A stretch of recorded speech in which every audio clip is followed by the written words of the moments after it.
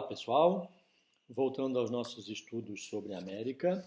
No capítulo anterior falamos sobre o quadro físico, aspectos naturais, e agora falaremos um pouco então sobre a formação histórico-territorial com foco na América anglo-saxônica. Ok, eu vou passar aqui para um quadro que está na segunda página desse capítulo, que ele apresenta aqui, em linhas gerais, a distribuição do domínio colonial dos povos europeus durante aí até o século XVIII. Isso nos ajuda a explicar essa parte da matéria. Então a gente pode ver aqui, né, a colonização inglesa, mais no litoral da América do Norte e um pouco aqui acima na América do Norte. A colonização espanhola é enorme, né, desde a parte quase norte da América do Norte até o sul da América do Sul, então a maior colonização aqui da América. A colonização portuguesa, predominantemente na região que hoje é o Brasil mesmo, certo? A colonização francesa, no interior aqui da América do Norte, né? Entrando aqui pelo Rio São Lourenço e se concentrando nessa região mais central. Um pouco, então, de colonização holandesa, com destaque aqui para a América do Sul, mas houve colonização holandesa também aqui na América do Norte, né? E um pouco de mistura aqui de holandês e britânico, né? Britânico aqui entendido como ingleses aqui, certo? Bom, essa distribuição a gente precisa entender como aconteceu isso. Então, de onde é que vieram esses europeus, né? Saíram da Europa, é claro, mas por onde vieram? Cruzando o Oceano Atlântico, por quê? Como é que chegaram à América do Norte? E a ideia é que eles buscavam, inicialmente, o comércio e a disseminação do cristianismo. Então, o comércio, aumentar as rotas comerciais, buscavam novos produtos a serem comercializados, com foco nas especiarias, disseminar o cristianismo, que era forte na Europa, né? E isso, então, foram os dois principais motivadores, ou os três principais motivadores, né? A busca por especiarias, a expansão das rotas comerciais e a expansão do cristianismo. Isso fez com que povos europeus, né, com destaque aí para os portugueses, foram os primeiros a saírem da Europa e cruzarem aí o Oceano Atlântico em busca de novas rotas comerciais, foram para as Índias, né? Logo em seguida, os espanhóis, então, que acabaram chegando aqui na América, né, os primeiros a chegarem na América. Bom, não ficou só nos portugueses e espanhóis, como a gente falou anteriormente, a gente teve aí povos franceses, ingleses, holandeses, né? Todos eles disputando aí pela questão comercial, por vantagens comerciais, descobrir novas rotas comerciais e até mesmo novos produtos, né? Pela exploração colonial acontecida aí entre os séculos XVI e o século XIX. De forma geral, esses foram os principais motivadores que levaram os europeus a saírem aqui da Europa, né?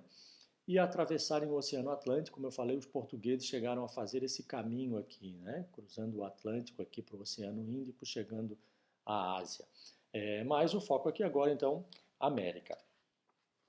Se seguirmos um pouco adiante, merece destaque aqui uma observação sobre os modelos de colonização utilizados naquele momento, né? Basicamente eram divididos em dois tipos: a colonização de povoamento e a colonização chamada de exploração. Nós temos aqui duas imagens tentando representar um pouquinho esses dois modelos de colonização.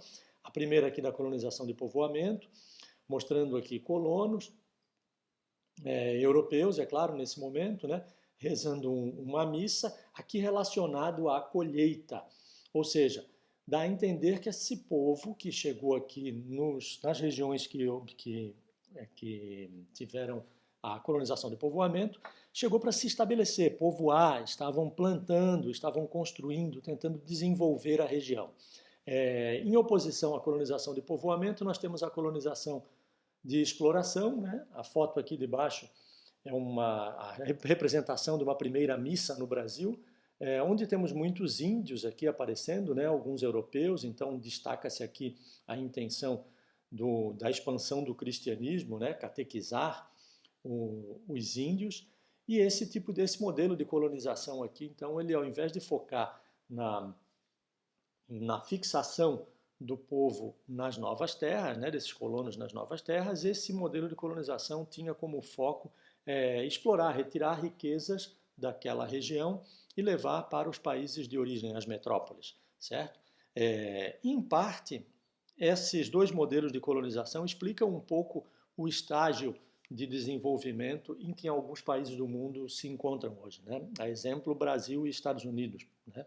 Brasil e Estados Unidos foram colonizados aí, descobertos, as duas regiões, mais ou menos na mesma época, né? Pouca diferença de poucos anos de um para o outro, e no entanto a gente vê grande diferença de desenvolvimento hoje entre Brasil e Estados Unidos. O modelo de colonização nos ajuda a entender um pouco isso. Não é o único motivo, várias outras coisas aconteceram, mas o modelo de colonização também ajuda a interpretar. Seguindo, quando a gente fala da colonização da América inglesa, principalmente, né, conquista inglesa da América, a gente precisa destacar a existência inicial. Quando os ingleses chegaram na América, eles dividiram as terras que eles conquistaram em 13 colônias, né, chamadas 13 colônias, essas 13 colônias que estão representadas aqui. Essas colônias, então, no litoral da América, né, elas sofreram diferentes tipos de povoamento, como a gente falou anteriormente, com destaque para as colônias do norte, predominantemente com colonização de povoamento, e as colônias do sul com predomínio da colonização de exploração. O que aconteceu aqui é que as colônias do norte se desenvolveram mais, as colônias do sul tiveram mais dificuldade, passaram por mais conflitos, inclusive, né, nessa tentativa de desenvolvimento. Como o mapinha destaca aqui, a gente pode ver que colonização inglesa próximo aqui no litoral, né, predomínio para o litoral, a colonização francesa um pouco mais no interior, como a gente falou anteriormente, aqui em cima também, né, eles entraram aqui, o mapinha não mostra aqui em cima pelo Rio São Lourenço, os franceses, e a colonização espanhola, aparecendo um pedaço da colonização espanhola aqui, ela estaria no outro lado do mapa que não está aparecendo nesse momento, né. A gente pode destacar também aqui um pouco da colonização inglesa, que eu falei anteriormente, né? Cidade de Nova York, por exemplo, que está por aqui assim, nesse pontinho aqui mais ou menos, né? Que o estado de Nova York, a cidade de Nova York por aqui assim. A cidade de Nova York foi uma cidade inicialmente colonizada pelos holandeses, certo? Inicialmente uma colônia holandesa, então, que mais tarde acabou se tornando uma colônia inglesa, né? Por vários motivos que a gente já discute na sequência. Ok? Próximo, então, a independência dos Estados Unidos e expansão territorial. Esse mapinha aqui novo, ele mostra um pouquinho, né, em diferentes momentos, né, como aconteceu essa expansão territorial dos diferentes povos aqui da América, né, em diferentes anos, aqui, quais foram os períodos em que isso foi acontecendo e acontecendo a independência de cada uma das regiões. Os Estados Unidos, com destaque aqui, né, para a data de 1776, então o ano da independência dos Estados Unidos, 4 de julho de 1776. Interessante chamar a atenção também, usar o mapinha de baixo aqui, que ao acontecer a independência dessa região, né, esses estados aqui, eles começaram a fazer incursões para o interior, certo? Mais para o oeste dos Estados Unidos, né? Ou dessa região, que na época ainda não era chamada de Estados Unidos. E eles começaram a conquistar vários pedaços de terra por aqui. Conquistar de várias maneiras diferentes, né, como fica claro aqui nesse trecho logo acima do mapa. Então, adquirindo terras de outros povos europeus, comprando, né, por meio de compras, negociações, ou por meio de guerras, europeus e autóctones. Então, os autóctones eram os povos nativos, né, então os índios, e os povos europeus, os outros europeus que estavam colonizando a América naquele momento, né, com destaque aí para franceses e espanhóis, um pouco de holandeses, como a gente chamou a atenção no mapinha anterior. Então, todas essas terras aqui, a colonização inicial inglesa na América do Norte aconteceu nessa faixa mais escura, e todas essas terras aqui foram colonizadas posteriormente em diferentes anos aqui. Aqui destaca, né, o que foi comprado, o que foi anexado, o que foi conquistado por meio de guerra, né, obtido com resultado de guerra com o México em 1848. Essa região da Califórnia, Nevada, Utah, Arizona, né, o México que ficava aqui, fica aqui, né, na divisa. Então lembre-se que no mapa anterior mostrava que, por exemplo, a Flórida era território espanhol, né? Então essas terras aqui do México aqui se estendiam até a Flórida, né, que era território espanhol no início do processo de colonização da América anglo-saxônica, América do Norte, aqui hoje que a gente está discutindo, né? Seguindo um pouquinho aqui, a gente tem uma foto aqui do momento da Declaração da Independência dos Estados Unidos, né? É interessante que a independência ela conquistada em 1776, mas só em 1783, certo? Ela foi reconhecida pelos ingleses, né? Então, durante algum tempo aqui ficou aquela disputa, aquele questionamento, né? Se era ou não independente. A independência dos Estados Unidos, que foi escrita, né, a Carta de Independência, pelo Thomas Jefferson, certo? A Declaração de Independência. Seguindo, falando um pouco agora então da colonização e formação territorial do Canadá. Então o processo do Canadá ele foi um pouquinho diferente dos Estados Unidos, né? No Canadá, a gente pode destacar que durante muito tempo o Canadá permaneceu como colônia britânica, ele acabou ficando independente bem mais tarde, né? Só em 1867. E também só em 1931, desde a independência, 1867 até 1931, veja um largo período aqui, né? 60 quase 60 anos, né? 56 anos, durante todo esse período aqui, a coroa britânica teve uma forte influência ainda ali. Quando a gente fala de coroa britânica, a gente está falando da Inglaterra, predominantemente, né? O Reino Unido. Então, diferente um pouquinho dos Estados Unidos, a independência do Canadá aconteceu mais tarde, a influência da Inglaterra permaneceu por muito tempo, né? Sobre a colonização, um pouquinho, a gente pode dizer que as terras do Canadá estavam divididas basicamente entre franceses e ingleses, né? Os franceses mais a leste, ali mais próximo, é claro, da região da Europa, no litoral, por onde eles chegaram, próximo do Rio São Francisco, na região dos Grandes Lagos, e mais a oeste, então, os ingleses, um pouco mais para o interior. Quando a gente fala da colonização do Canadá, a gente precisa lembrar que existiram outros povos também. Durante esse período, portugueses e italianos, mas existe a presença viking, né? Os vikings, que são os povos eslavos, escandinavos, né? Desculpa, os povos da Escandinávia, do norte da Europa, lá, Noruega, Suécia e Dinamarca. Os vikings que podem ter chego, né, segundo as evidências, devem ter chego à América do Norte muito antes dos ingleses e espanhóis, ou os portugueses, holandeses, italianos, ou qualquer um dos outros povos europeus ali do centro da Europa. Os povos da Escandinávia, então, desde aí de 700 e tanto até 1000 e tanto, né, desde o século 8 até o século 11, eles já faziam navegações. Eu tive a oportunidade de conhecer, de visitar a Noruega, né, que é um dos países aí que era a terra dos povos chamados de vikings, né? Tive a oportunidade de visitar a Noruega e conhecer um museu lá na Noruega chamado Museu Kon-Tiki. E nesse museu existe uma réplica de uma embarcação que era utilizada pelos vikings naquela época, né? Essa embarcação então foi reproduzida agora para tentar refazer essa viagem que os vikings teriam feito lá entre o século 8 e o século 11. E eles conseguiram, né? Conseguiram chegar, foi feita uma viagem monitorada, é claro, com uma embarcação daquela época, uma réplica de uma embarcação, que é meio feita de palha, meio de junco, assim, parecido com isso. E saíram então da Europa, do norte da Europa, da Escandinávia, e chegaram ao norte da América do Norte, ali assim. Conseguiram reproduzir, então, comprovando que realmente era possível, e por isso havia evidências da presença dos povos vikings na América do Norte, muito antes da chegada dos espanhóis, ingleses, portugueses e holandeses ou italianos ou qualquer outro povo ali da América, da Europa um pouco mais central, né? Bom, a gente já falou da independência, né? 1867, mas só em 1931. Outra coisa que eu vou passar brevemente aqui é o Commonwealth, né?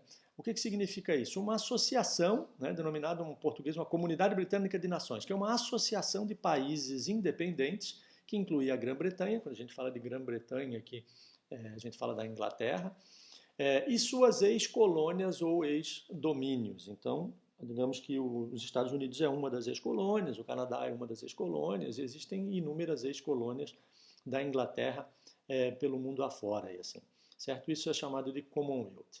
Seguindo, falando um pouco agora então das características populacionais da América anglo-saxônica, né? A gente precisa destacar que Estados Unidos e Canadá, esses dois países, são os dois dos maiores países do mundo, né? Eles listam entre os 4 maiores países do mundo. A gente pode dar o primeiro país maior do mundo, né? Aqui Rússia, depois então Estados Unidos, depois então China, aliás, Rússia, depois Canadá, depois China, depois o Brasil ou os Estados Unidos, né? Por que o Brasil ou os Estados Unidos? Porque o Brasil e os Estados Unidos têm territórios um pouquinho diferentes. Então, enquanto o Brasil tem um território contíguo, que a gente chama, né? Ou seja, todo o território brasileiro está junto, pouca coisa do Brasil está em ilhas, né? Como a ilha de Fernando de Noronha, o Hotel das Rocas, ilhas oceânicas. Quando a gente fala dos Estados Unidos, existe grande parte do território dos Estados Unidos que está separado dessa porção central dos Estados Unidos, como, por exemplo, o Alasca. O Alasca, que está afastado, está depois do Canadá, né? A gente tem os Estados Unidos, o Canadá um pouco mais, a gente pode ver aqui no mapinha aqui de baixo, né?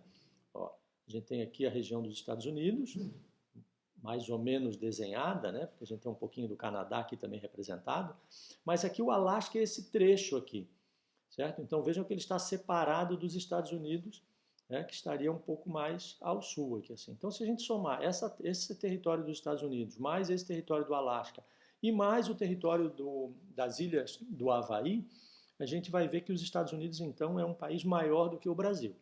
Então por isso os Estados Unidos em algumas listas figura como o 4º maior país do mundo e o Brasil o 5º maior país do mundo.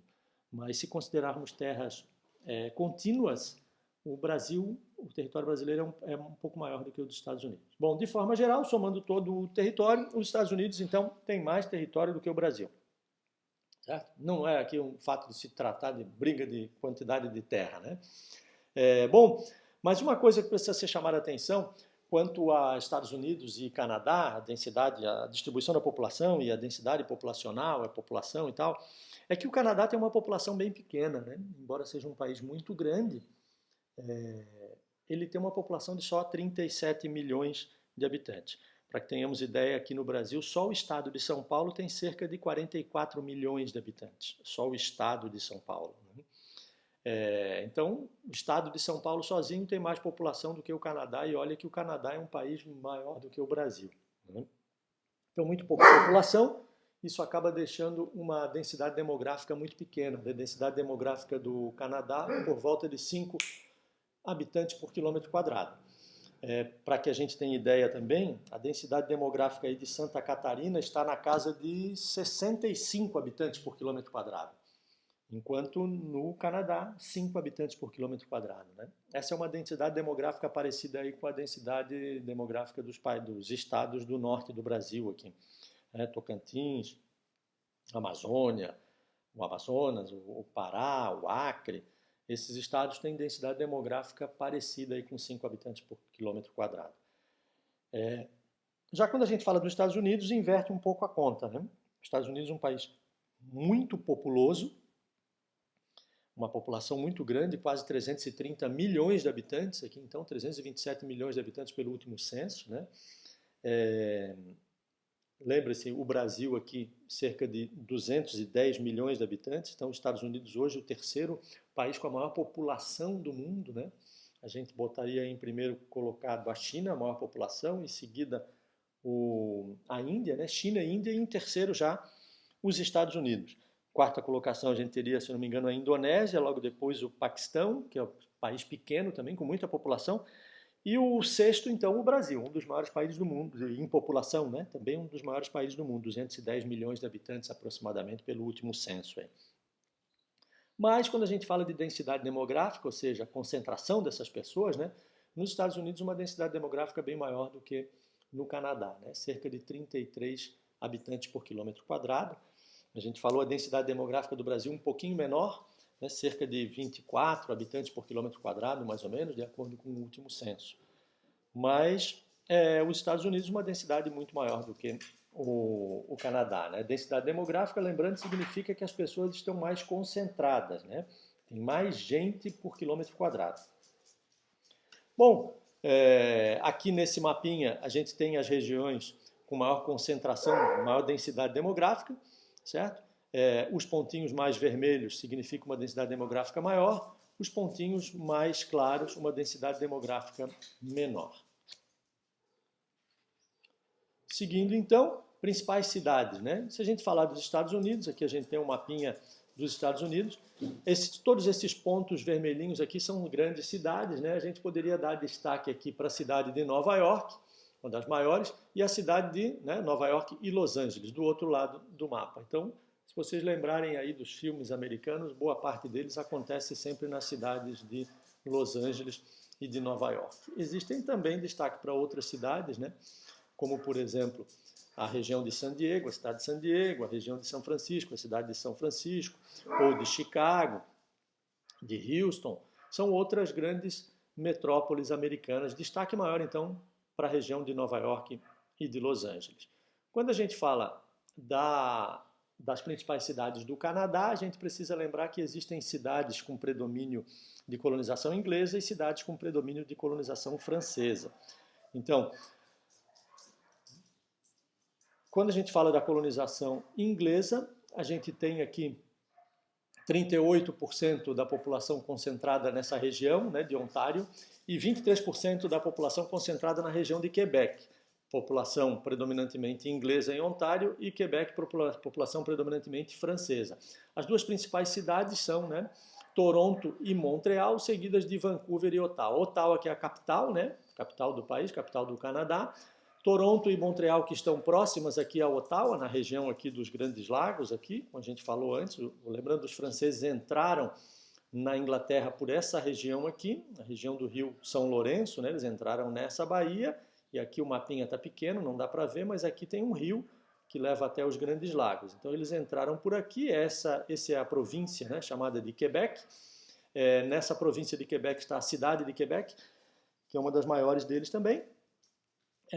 E eles se estabeleceram então nessa região. Então a gente tem Quebec, Montreal e Ottawa, aqui Ottawa é a capital, todas bem concentradas, e Vancouver que está lá do outro lado, né? Aqui a gente tem novamente uma baíazinha, aqui já teria o oceano, aqui se estivesse apresentando.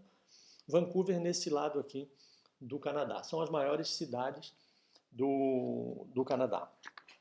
Seguindo então, para finalizar essa parte da nossa matéria, crescimento e envelhecimento populacional. Bom, para explicar isso eu vou mostrar as duas pirâmides etárias aqui dos dois países e para que vocês entendam como é que funciona uma pirâmide etária, né? A gente tem aqui Canadá e aqui Estados Unidos. As pirâmides etárias, elas representam a população mais jovem na sua base e a população mais idosa no seu topo. Do lado direito, a população feminina, do lado esquerdo, a população masculina. Então a gente pode observar aqui diferenças entre a pirâmide etária do Canadá e dos Estados Unidos, é que essa parte do centro para cima, né, na população, na pirâmide etária do Canadá, ela é mais gordinha, certo? Ou seja, existe uma população muito grande, boa parte da população canadense tem essa idade aqui, entre 50 e 54 anos ou entre 55 e 59 anos. Então, a população já mais idosa, né? Concentração, a faixa etária da população, a faixa etária mais predominante, ou a faixa etária predominante da população do Canadá, está entre 50 e 54 anos ou entre 55 e 59, essas duas barrinhas aqui. Se a gente pegar já a pirâmide dos Estados Unidos, a gente vai ver que parece que a faixa etária que predomina é entre 20 e 24 anos e entre 25 e 29 anos, né? Essas duas faixas etárias aqui, essas duas barrinhas aqui. Ou seja, nos Estados Unidos, a gente teria então um predomínio de uma população mais jovem, enquanto no Canadá, predomínio de uma população mais idosa. Se a gente olhar aqui a quantidade de crianças, né, nos dois países está parecido, certo? Se a gente tentasse trazer aqui a pirâmide etária do Brasil, a pirâmide etária do Brasil estaria começando a ficar com essa cara da pirâmide etária dos Estados Unidos, né? Começando a reduzir aqui a população de crianças, né, das faixas etárias mais baixas, aqui de 0 a 4 ou de 5 a 9 anos, né, isso aqui é a idade, e começando a aumentar essa parte aqui, a pirâmide etária do Brasil, se a gente estivesse fazendo um comparativo, né? Como o caso aqui é Canadá e Estados Unidos, então Estados Unidos, essa concentração um pouco maior aqui na faixa etária de 20 a 29 anos, digamos, é uma pirâmide que não tem muita cara de pirâmide, né? E no caso do Canadá, a concentração maior da população aqui na faixa etária entre 50 e 54 anos, né? Uma pirâmide também que já está ficando quase parecendo um peão aí, assim, certo? Bom, essas são os principais destaques a serem abordados aí no que diz respeito à densidade demográfica do Canadá e dos Estados Unidos, né? A densidade demográfica, o crescimento da população, a pirâmide etária aí, né? Isso evidencia, então, um crescimento nos dois países, embora os Estados Unidos tenham um destaque um pouco maior aqui para essa população de 20 a 29 anos, também tem uma boa concentração aqui de 50 a 59, né? Toda essa parte aqui da pirâmide também merece destaque em relação àquela lá de baixo, ó. Vejam que praticamente nenhuma delas é inferior a essa aqui. Significa que tem mais pessoas adultas do que pessoas jovens. Então isso é uma constante, tanto no Canadá quanto nos Estados Unidos. A gente chama isso de envelhecimento da população. Indica então que a população já não está mais crescendo com tanta velocidade, ela já reduziu o seu crescimento. Nos Estados Unidos, o crescimento da população, no Canadá, desculpa, o crescimento da população ainda se dá muito hoje por imigração, então existem várias políticas migratórias para trazer pessoas para o Canadá. A gente já discutiu isso um pouquinho em sala de aula ainda, quando estávamos em regime presencial. Já nos Estados Unidos existe uma restrição maior sobre essas políticas de imigração, mas os dois países compartilham desse envelhecimento da população. Ok? Por hoje ficamos aqui, estamos na metade do capítulo. Na próxima semana a gente discute a parte seguinte. Um abraço a todos e até mais.